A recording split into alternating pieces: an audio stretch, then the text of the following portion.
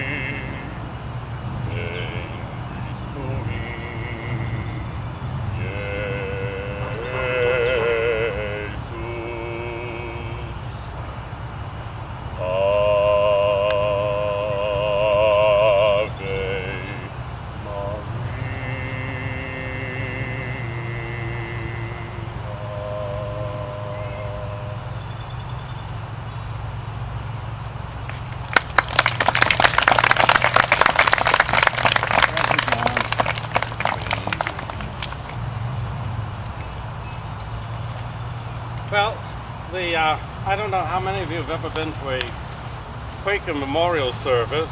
I was at one about a year ago, and what they do is they pause for a moment like this in very friendly surroundings and think about the person who's gone before us.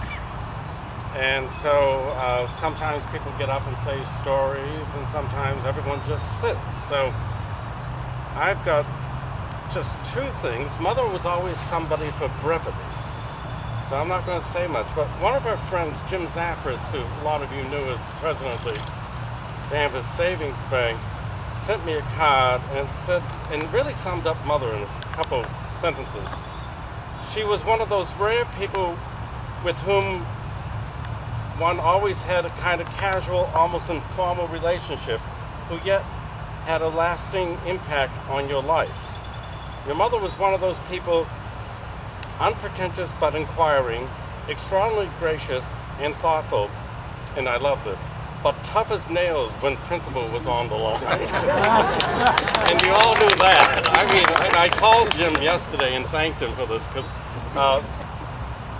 Mother, at one point was fighting for some of her elderly friends to get some tax benefits through the town meeting, and the town manager, of course, was not in favor of that. So at the town meeting, she had ran for the town meeting, and she was in the town meeting, and her warrant article came up relatively early in the annual town meeting, and of course it got sunk by town council. What they didn't know is Mother had another warrant article down about 3 hours later, and she had me at home watching it on cable live, and I'm typing up the next part for her, and then I said, but you already know it. And she says, no, I want you to run down with it. So I get down to the auditorium, run down to her with it, and of course the town manager knew then it was curtains he had lost. When she put her mind to something, she would most certainly make sure, as Myrna said, she would win. And she was one person who, one thing I do remember about her, when it came to an institution and it had a public purpose and a public mission, God help the administration if they didn't keep with that mission. And I can remember her telling Bob Fanning over at Beverly Hospital, now listen, Bob, the reason why we're here is, and she'd do that. So she was kind of a fighter. She had quite the personality. She was a person, as one person said, you could be a prince or a pauper and you'd get along with her. But there's a couple stories. I never really realized what a fighter she was until we had been invited to Jimmy Carter's inauguration.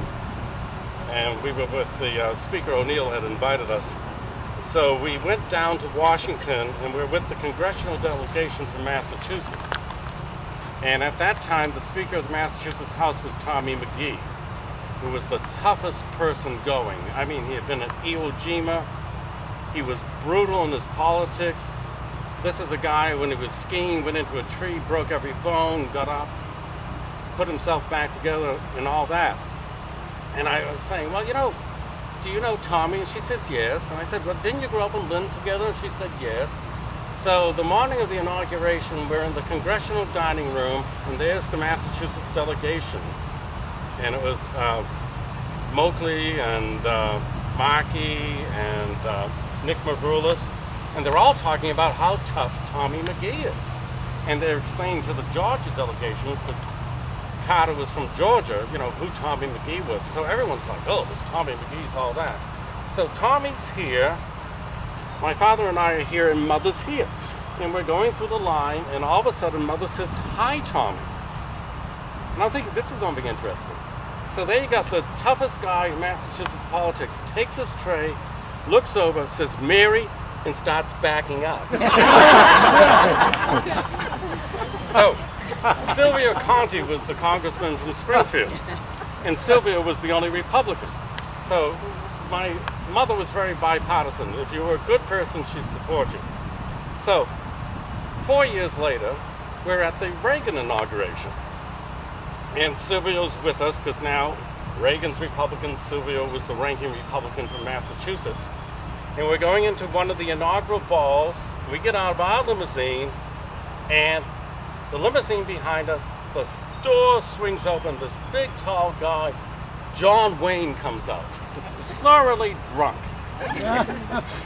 And so, he goes over and says, oh. And I'm looking at my mother, and I'm thinking, this is going to be interesting.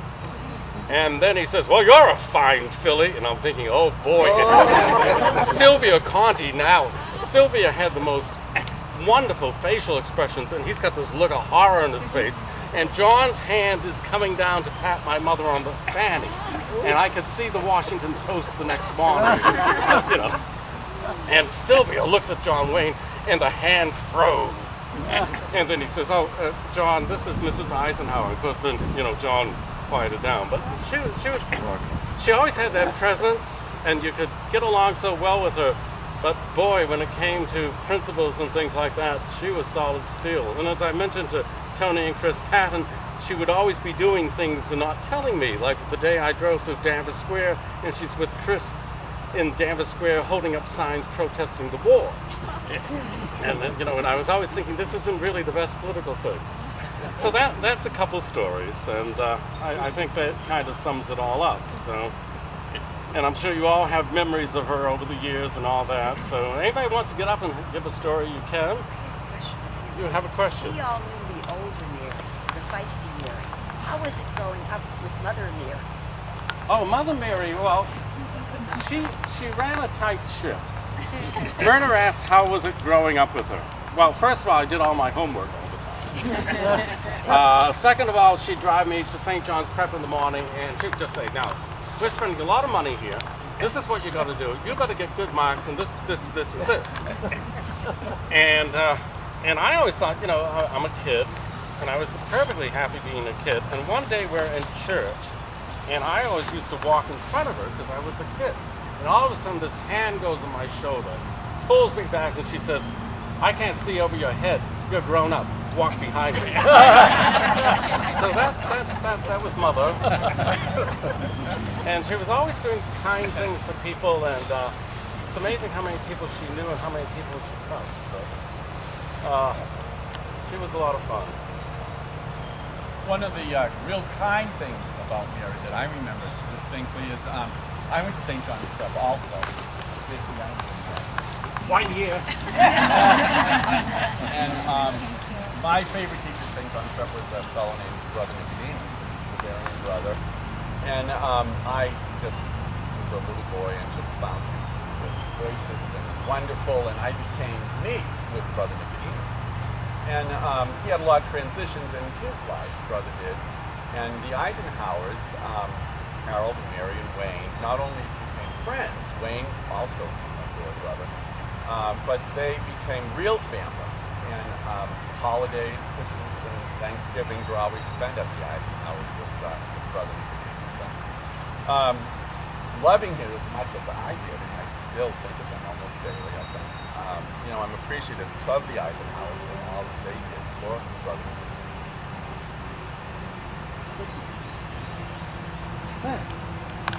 Now it's time to get out of the sun and head up to the mansion.